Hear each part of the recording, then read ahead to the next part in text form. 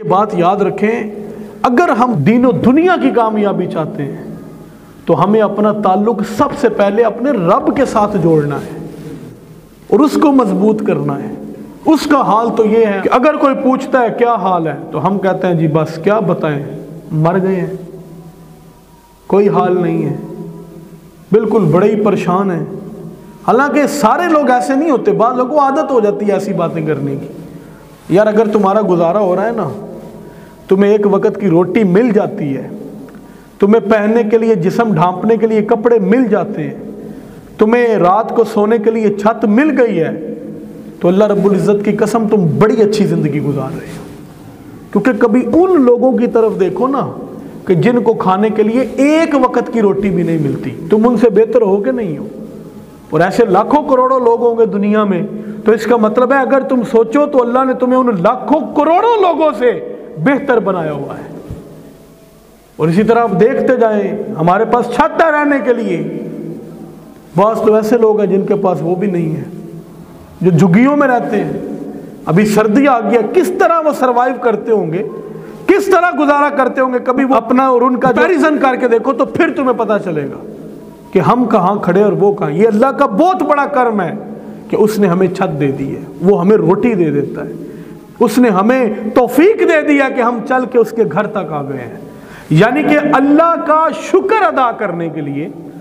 اور اس کا ذکر کرنے کے لیے ہمارے پاس بہت زیادہ چیزیں ہیں، لیکن ہم کرتے کیا ہے کہ ہم ہمیشہ اس کی ناشکری کرتے ہیں اور ایسی چیزوں کو ڈسکس کرتے ہیں جس نعمتوں سے اس نے ہمیں محروم رکھا ہوتا ہے۔ یار ہو سکتا ہے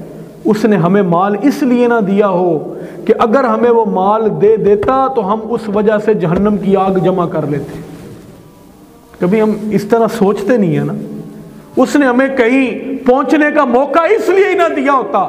دیا ہے، کہیں نہیں وہ پہنچنے دیتا کہ کہیں ہم وہاں پہنچ جاتے تو ہماری ایمان کی بربادی نہ ہو جاتی۔ تو جب اس طرح سوچیں گے تو پھر انسان کی زندگی بھی سکون والی بن جائے گی۔ پھر وہ جو میں نے جو شروع میں بات کی، الا بذکر اللہ تطمئن القلوب، کہ پھر اللہ تبارک و تعالیٰ کے ذکر میں جو کہا نا کہ اللہ نے رکھا ہے یہ جو تمہارے دلوں کا اطمینان ہے، یہ اللہ کے ذکر میں، اس سے مراد بھی یہی ہے کہ ہر وقت اس ہستی، اور پھر اللہ خود فرماتا ہے، یہ جو میں ظن کی بات کر رہا تھا، گمان کی، انہوں نے فرمایا نا میرا اللہ خود فرماتا ہے کہ میرا بندہ جیسا میرے بارے میں سوچتا ہے، جیسا گمان کرتا ہے،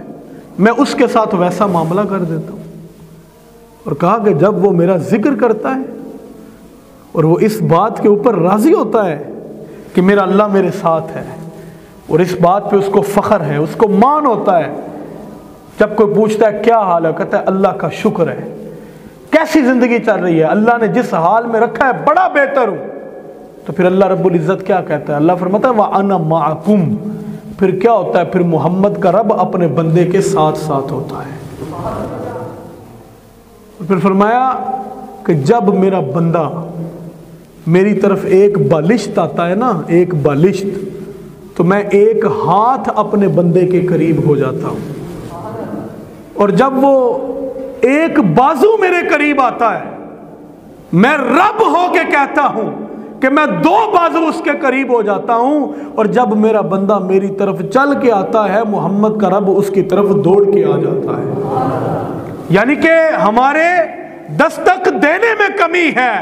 اس کے دروازہ کھولنے میں کمی نہیں ہے، ہمارے مانگنے میں کمی ہے، اس کی عطا میں کمی نہیں ہے، ہمیں ڈھنگ نہیں آتا اس کو عطا کرنے کا سلیقہ آتا ہے، تو یہ کمی ہماری طرف سے ہے، یہ ہمارا مسئلہ ہے۔ وہ تو کہتا ہے ہم تو مائل با کرم ہیں، کوئی سائل ہی نہیں، لے کے جاؤ نا 1,00,000 سال کے بھی گناہ اس کی بارگاہ میں تو کروڑوں اربوں پہ روپے لگیں گے، صدقے کرنے پڑیں گے، پھر معاف کرے گا۔ کہا اتنا لمبا چوڑا معاملہ نہیں ہوتا، وہ رب ہے، وہ اپنے بندوں پر ہمیشہ کرم ہی کرتا ہے۔ 1,000 سال کے بھی گناہ لے کے چلے جاؤ،